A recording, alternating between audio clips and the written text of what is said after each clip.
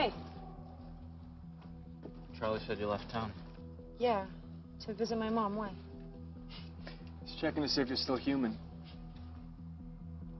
Look, I'm here to warn you. If your kind come on our land again. You went to the LA Con before, and you've been to Comic-Con with 10,000 people in a room. Does that give you more confidence as an actor? Does that help when you just go on any movie and do anything? It does, yeah, definitely. It reminds us of the support we have behind us, which is ridiculous. We have the best fans in the world. So, yeah, it's quite amazing to go out and see thousands and thousands of fans and how passionate they are about this, because we are as well, and to be able to share that is pretty awesome. But does it give you personal confidence in the sense like, oh, I've stood in front of all these people, I could do any role, I can do anything, I mean, it's more aimed towards the saga. I don't think it's really, you know, I don't think it's towards us personally. I think it's more towards these fans are passionate about the characters, and we're just lucky enough to be playing these characters.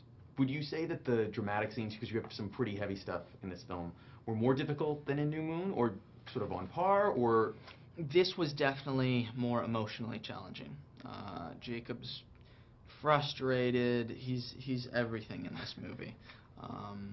There's a lot going on, so I would definitely say Eclipse was more challenging emotional-wise. Was there one scene that was harder to do, or one that you sort of dreaded coming to? I definitely didn't dread it, but it was probably the most emotionally challenging scene. Was my last scene in the movie where I'm laying down in the bed and I've been hurt and I'm begging like one last time for her. And it's a pretty emotional scene. It was tough.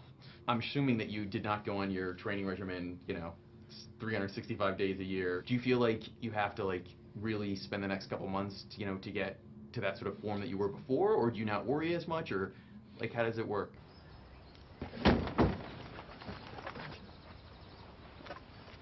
Doesn't he own a shirt? What I learned is that I have to stay on it. I can't ever give it up as long as I'm filming this franchise, because it's tough. If you stop at all, it all loses like that. And the biggest thing I learned is that it's just as hard to maintain as it was to put on in the first place. So when you have something like Abduction, where you're about to shoot, which I'm sure you're really excited about. Yeah, super.